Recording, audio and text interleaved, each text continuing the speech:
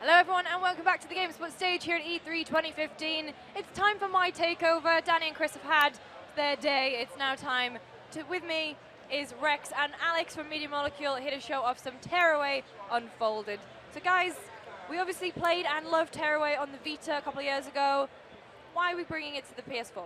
Well, we felt that the story wasn't really concluded. We wanted to kind of branch out, go bigger, see if we could put it up on the big screen. When we'd seen it projected up at like E3s in the past on a massive projector, we thought that the art style really held up, and there was maybe an opportunity to bring it to the PS4.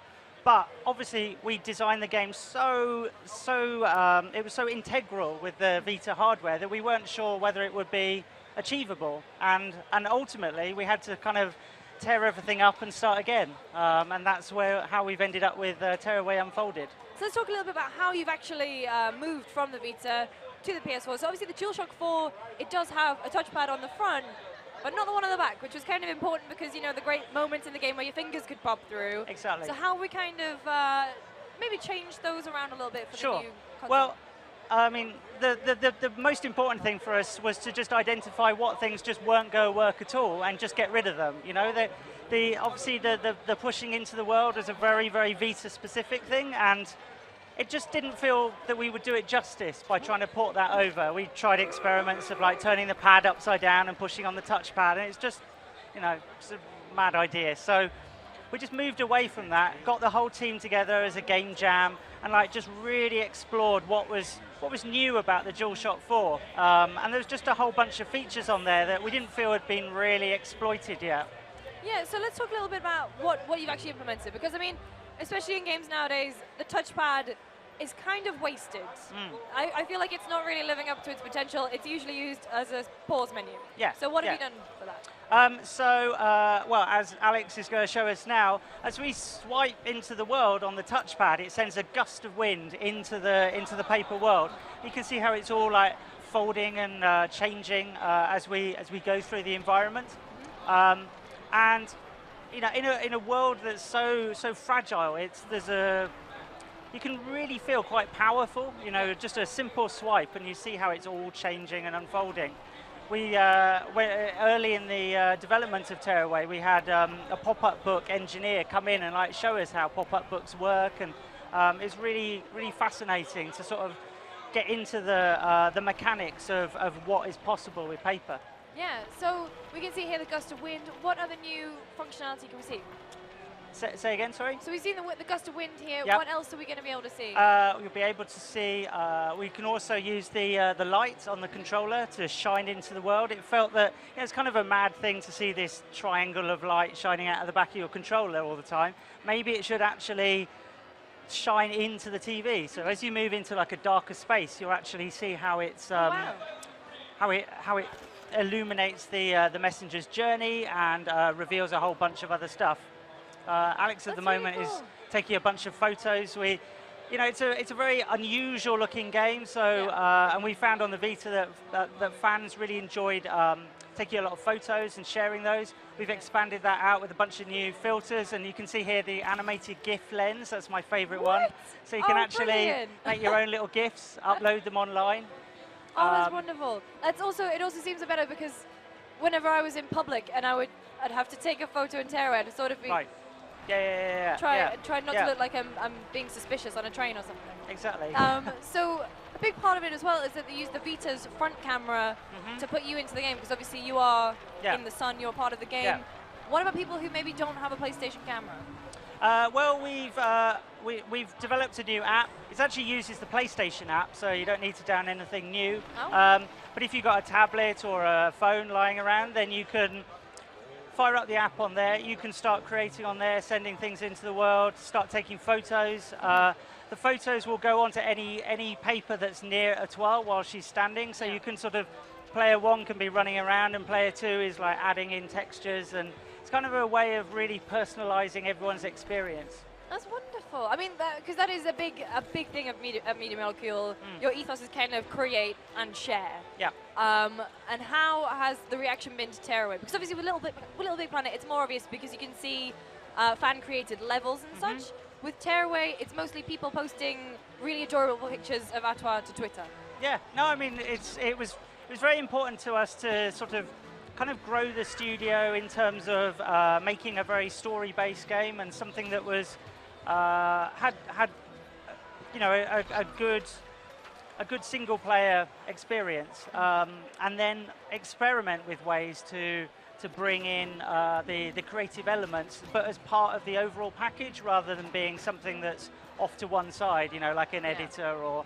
And it was an interesting experiment to us to try and combine creativity with storytelling. And so it was Tearaway was your idea, wasn't it, Rex, I believe? Well, it's everyone's idea. I mean, I just wanted to make something that was very tangible, very physical, and that ultimately meant making it out of paper. Yeah. But it was really, that was just the sort of the kick-off point for the whole team to then get together and game jam on that and come up with ways to make a very tangible, papery world. Because, I mean, you guys always had the best booths at shows, because even the creativity of the team would be displayed not only virtually, but in real life as well. Yeah, I mean, we just can't help ourselves, really. You know, we really enjoy playing our games, making games, and we just, try and bring that out into the world and maybe, hopefully, inspire players to get involved and make things themselves.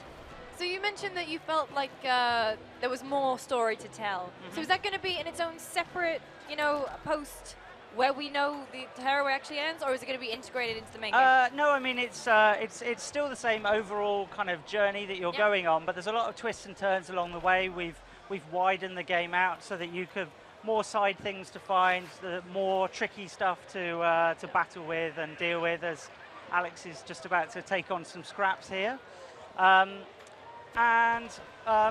Yeah, we've some of the areas that we didn't feel were quite as like fully formed on the Vita version. We've been able to develop a little bit more. There's a new conclusion to the end of the second part of the game. So there'll be a lot of surprises, I think, for Vita players as well as you know, for new ones. So let's talk a little bit about what we've just seen there. Alex, I noticed you were sort of, Atois was throwing things at you and you were chucking them back. How is that going to be changing up the way that we play? So one of the things we wanted to do is really explore or play with the idea of the game being inside of the TV and you holding the controller and there being like a relationship between the two. And the most tangible way that we do that is that Atois can pick up objects in the game and then throw them out to you. You catch them in your controller and then you can shake them around, kind of annoy them if it's a little character. And then you can swipe on the touchpad and it will go flying back into the game again. So you can use enemies as projectiles, and you can have all kinds of sort of emergent fun with the various systems that we've got. It feels like, I mean, that's the thing about Tearaway is that, so maybe some other games on the Vita when they came out, they felt like the Vita's functionality was kind of shoehorned in a little bit, like it was kind of forcing you to use it. With Tearaway, it didn't.